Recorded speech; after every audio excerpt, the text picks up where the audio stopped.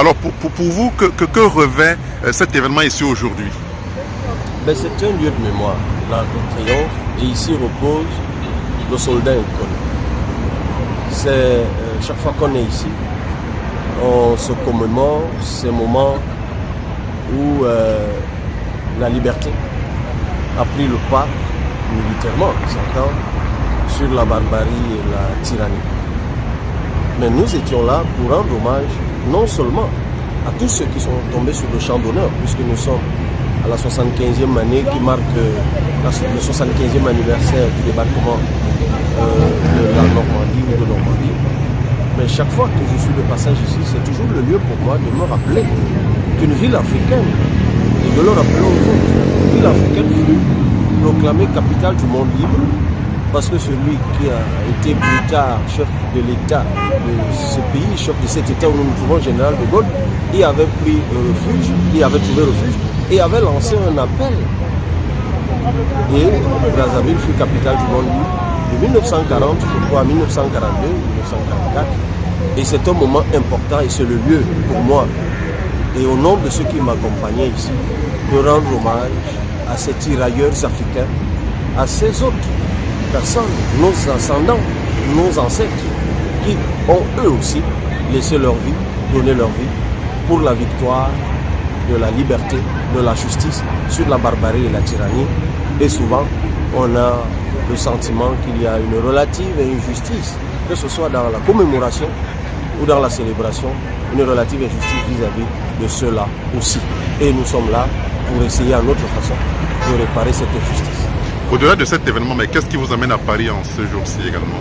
Mais je suis venu à Paris d'abord pour participer à un forum économique organisé par le groupement international et d'investissement des femmes africaines. Nous avons participé à ce forum économique à l'Assemblée nationale.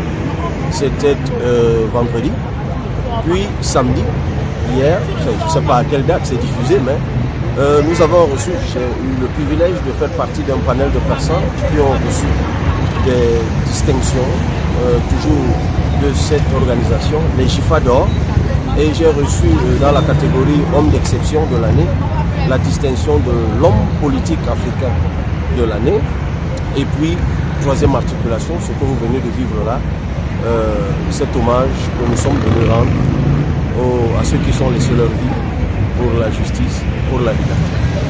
Merci à l'Arc de Triomphe. Monsieur le président national du PCRN, oui. Est-ce que nous pouvons nous dire si vous êtes venu aussi pour nouer les relations avec d'autres partis politiques de la France? Ben, écoutez, le Cameroun ne vit plus et ne vivra plus jamais en vase clos. Je suis depuis le 11 mai 2019 président national du Parti camerounais pour la réconciliation nationale. Je suis porteur d'un projet pour le Cameroun, pour l'Afrique, pour le monde. Et lorsque je suis de passage en France, évidemment, la France, un pays avec lequel nous avons des relations séculaires, c'est le lieu de rencontrer les hommes politiques d'un certain rang pour discuter avec eux. Et c'est ce qui m'a amené au Sénat. J'ai discuté notamment avec le sénateur Jean-Pierre Sueur, qui est vice-président d'une commission parlementaire et qui a été plus connu ces derniers temps comme vice-président de la fameuse commission Bédala dont vous connaissez très bien l'objet. Et au-delà de lui, nouer des relations de partenariat, parce que nous avons un projet, je vous l'ai dit, pour le Cameroun, mais le Cameroun dans le monde. Et puisque nous avons la prétention, et nous ne doutons pas que cela arrive un jour, de présider aux destinées du Cameroun, ben, nous sommes déjà au travail dans cette perspective-là. Le grand rêve que nous avons pour le Cameroun, eh ben, nous le partageons déjà avec les grands de ce monde, avec d'autres partenaires, avec d'autres ressortissants, d'autres nations du monde. Vous, président de la République du Cameroun, est-ce que vous allez créer une place au Cameroun pour les morts? Ben, je l'ai toujours dit. Nous ne célébrons pas suffisamment ceux qui méritent de l'être dans nos nations, notamment le Cameroun. C'est pour cela que j'avais parlé d'un panthéon, une place où reposeront tous ceux qui auront marqué l'histoire du Cameroun depuis la nuit des temps. Où que se trouvent leurs dépouilles, nous irons les chercher, et je l'ai souvent dit pour le président Aïdjo. Nous avons besoin dans notre pays d'un lieu de mémoire. d'un sanctuaire de mémoire. Je parle souvent de sanctuarisation de la mémoire commune, pour que les nouvelles générations, venant s'y ressourcer, reprennent attache avec la source patriotique. Voilà.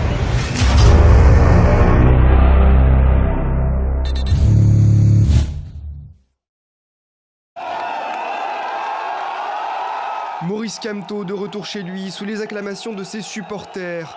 9 mois après son incarcération, suite à des manifestations organisées pour protester contre les résultats de la présidentielle de 2018, il retrouve sa totale liberté et il réclame avant tout la paix.